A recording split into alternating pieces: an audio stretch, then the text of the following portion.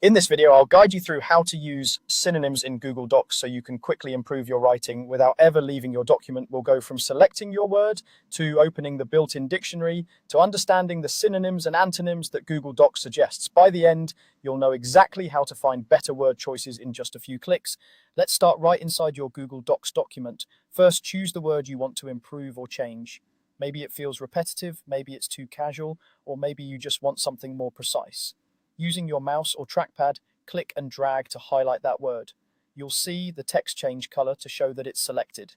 This step is important because Google Docs needs to know exactly which word you're interested in before it can look it up for you.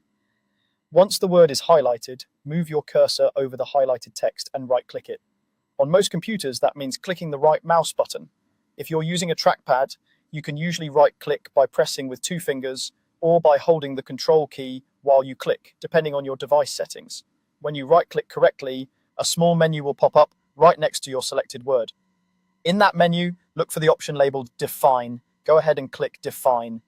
This tells Google Docs you want more information about that specific word. As soon as you select it, a panel will open on the right side of your screen. This is the built-in dictionary panel. Inside this dictionary panel, you'll see the word you selected at the top, along with its part of speech, like noun, verb, or adjective. Just below that, you'll find the definition, which explains what the word means.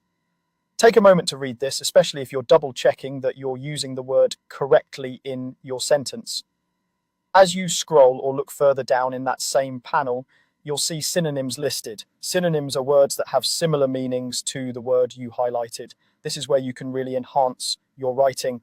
For example, if your original word feels too simple, you might find a synonym that sounds more specific or more professional. You can scan through the options and choose one that fits the tone and context of your document. In many cases, the panel will also show antonyms.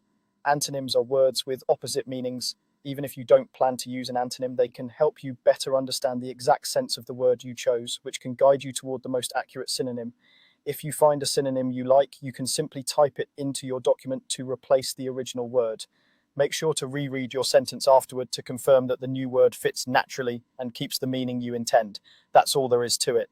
By highlighting a word, right-clicking, choosing Define, and then reviewing the meaning, synonyms, and antonyms in the dictionary panel, you can quickly refine your writing without switching tabs or using external tools. With a little practice, this becomes a fast, natural part of your editing process in Google Docs.